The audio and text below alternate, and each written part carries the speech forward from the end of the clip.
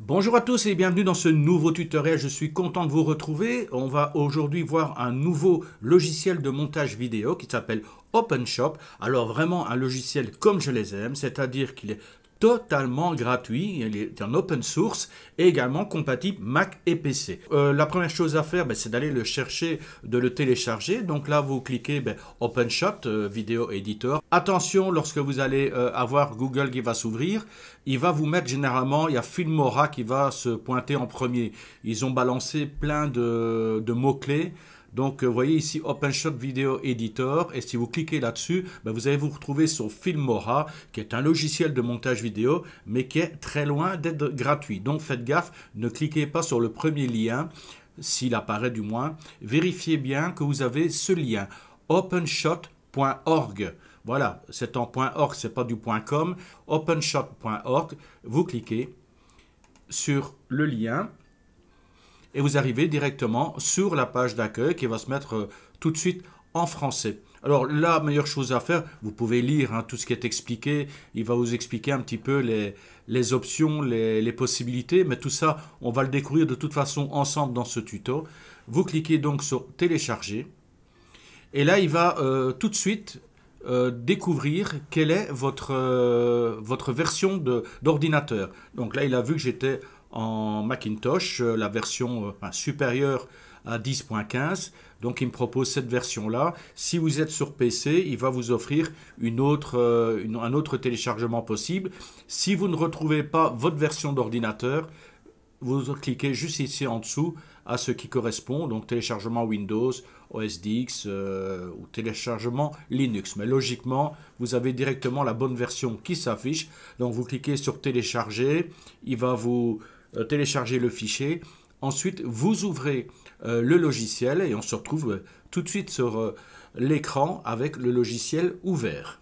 Voilà, j'ai ouvert donc le logiciel OpenShot. Vous voyez ici, on va le mettre déjà en plus grand pour commencer. Donc voilà, je l'ai laissé tel quel. J'ai pas encore fait de modifications. On va faire quelques modifications ensemble parce que déjà, vous voyez à la base, il est en anglais, mais il est disponible dans plus de 70 langues, je crois. Donc on va le mettre en français et on va faire certains petits aménagements nécessaires qui se font dès la première fois et après, vous n'aurez plus à le faire. Donc, première chose, moi, je vais commencer à mettre... J'aime bien voir les choses en grand.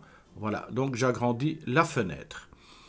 En parlant d'agrandir la fenêtre, effectivement, vous avez View. Vous pouvez cliquer sur Full Screen.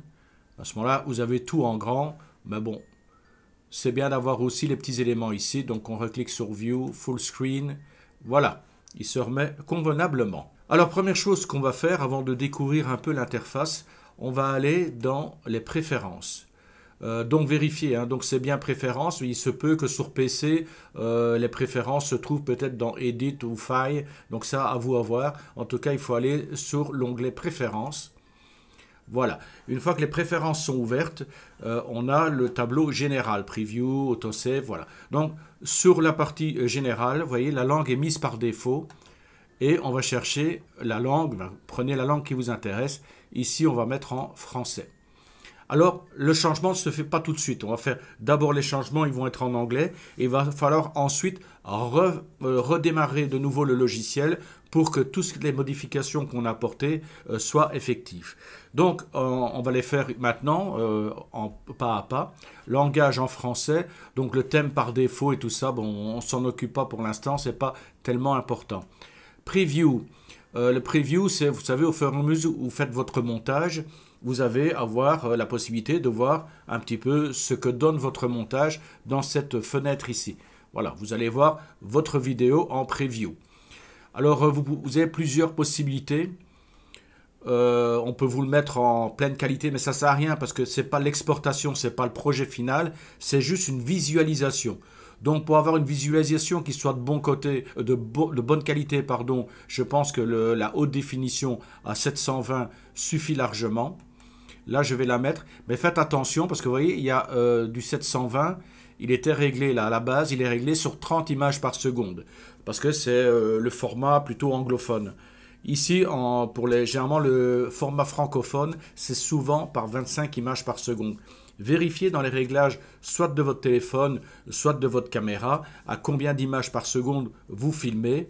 Donc vous réglez à ce moment-là soit du HD 720 à 30 images par seconde, ou soit à du 25 par seconde, ou que sais-je, il y en a peut-être qui filment à du 60 images par seconde, pourquoi pas. Mais enfin, ici, nous, on va mettre HD 25 images par seconde, ça suffit largement. Au niveau de l'audio, c'est parfait. Autosave, donc c'est sauvegarde automatique. Vous travaillez sur un projet, il y a une sauvegarde qui va se faire toutes les 3 minutes. Vous pouvez réduire le temps ou l'augmenter, mais c'est bien d'avoir cette sauvegarde automatique parce que vous avez une coupure de courant, que sais-je encore.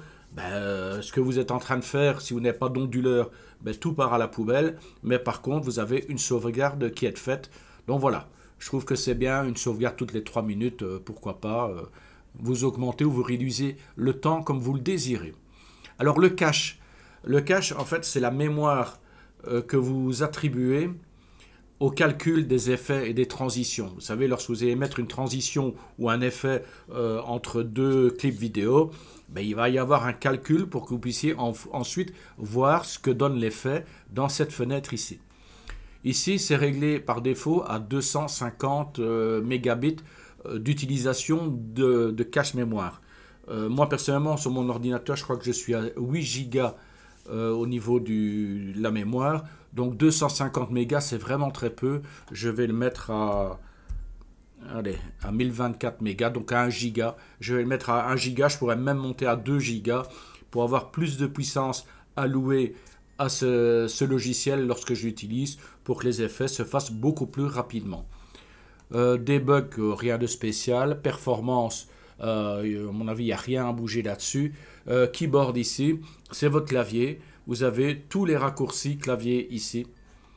Donc voilà, les changements ont été faits. Je ferme et il me dit, s'il vous plaît, redémarrer OpenShop pour que toutes les nouvelles modifications soient prises en compte. Donc je clique OK et je vais relancer OpenShot.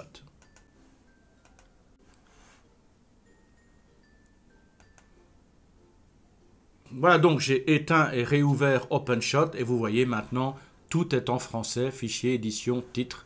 Voilà, on a déjà un aperçu plus agréable. On va retourner voir dans les préférences.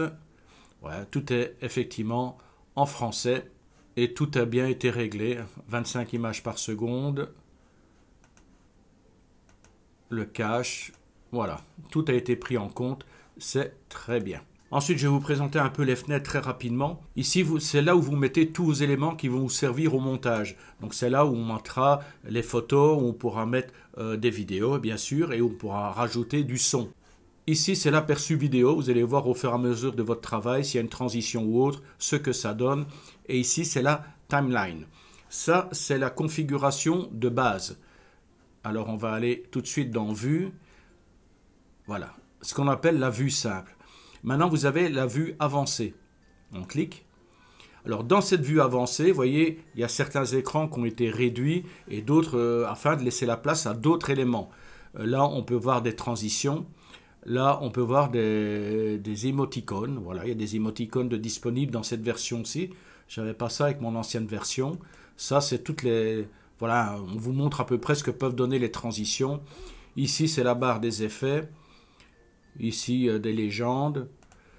Mais bon, il y a pas mal de choses qui ne servent pas en fin de compte. Je vais vous montrer un peu comment manipuler les fenêtres.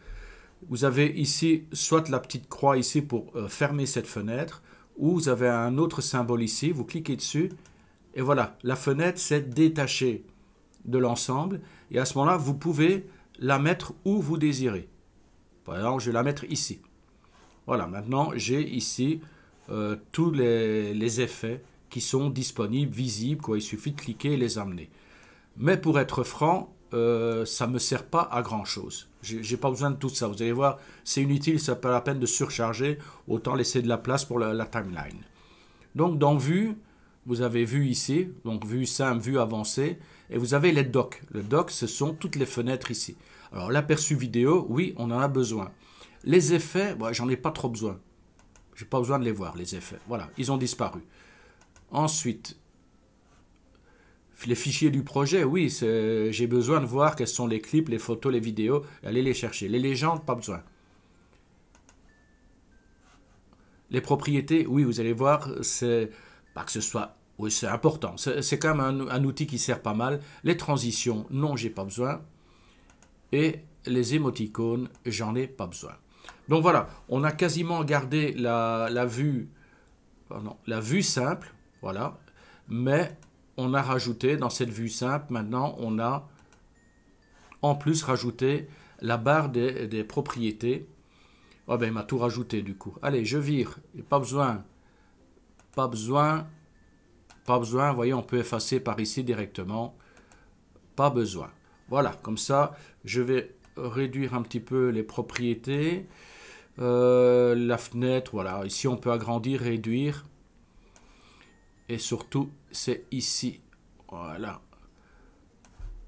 Là, je peux réduire. Hein, là où je vais avoir mes rushs, les photos, je peux réduire. Le principal outil de travail, ça va être vraiment ici, là où on va placer ces clips, ces musiques, ces voix off, ces images, ces gifs et plein d'autres choses. Voilà, on va voir cela en détail dans la suite de la vidéo.